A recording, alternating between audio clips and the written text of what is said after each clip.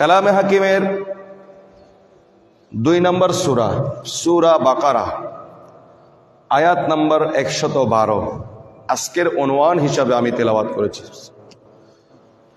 আল্লাহ রাব্বুল আলামিন ইরশাদ করছেন, বালা মান আসলামা ওয়াজহাহু লিল্লাহ ওয়া হুয়া মুহসিনুন। আল্লাহ রাব্বুল আলামিন বলছেন, আমার বন্ধু কারা হবে? যারা নিজের সমস্ত চাওয়া পাওয়াকে আমি আল্লাহর কাছে কোরবান করে দিবে, ফাহুয়া মুহসিনুন, এরা হবে আমার মহসিন বান্দা, আমার প্রিয় বান্দা। বলুন সুবহানাল্লাহ।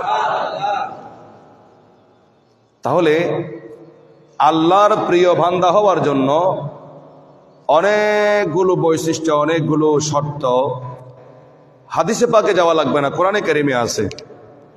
তো সেখান থেকে একটা কোট করলাম, যদি আল্লাহর বন্ধু হতে হয়, আল্লাহর প্রিয় হতে হয়, আল্লাহর বান্দা থেকে আল্লাহর বন্ধু হতে হয়, প্রথম শর্ত হলো নিজের কোনো চাওয়া পাওয়া থাকবে না, নিজের কোনো নিজস্ব কোনো বানানো নীতি নৈতিকতা থাকবে না।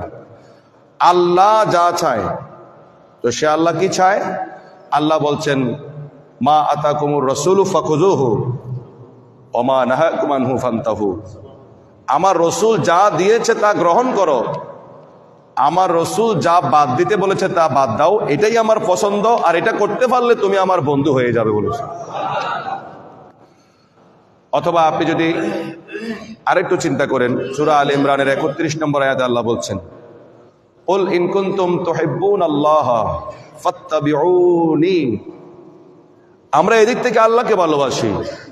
আল্লাহকে আমার ভালোবাসা যতক্ষণ আসবে না ততক্ষণ তুমি বান্দা থাকবা, বন্ধু হতে পারবা না।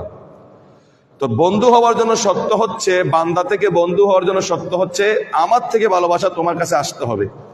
তো সেটার জন্য শর্ত হলো কি? রসুলকে বলে দিয়েছেন, হাবিব আপনি আপনার উম্মতদেরকে বলে দিন, আমার বান্দাদেরকে বলে দিন, এরা আমাকে ভালোবাসে, এখন বান্দা রয়ে গেছে, আমি ভালোবাসলে বন্ধু হয়ে যাবে। তো শর্ত হলো আপনাকে ইত্তেবা করতে হবে, আপনি যা বলবেন তা শুনবে, তো আমি আল্লাহ ভালোবাসা শুরু করব। তো আমি ভালোবাসলে লাভ কি হবে? আল্লাহ বলছেন, ইয়াগফির লাকুম যুনুবাকুম। আমি তাদেরকে যখন ভালোবাসা শুরু করব, তখন তাদের গত জীবনের ভালোবাসা যেদিন থেকে, যেক্ষণ থেকে শুরু করলাম, ওই ক্ষণের আগে যত বছর সে পাপ করেছে সমস্ত পাপ আমি মুছে দিব। তো আল্লাহ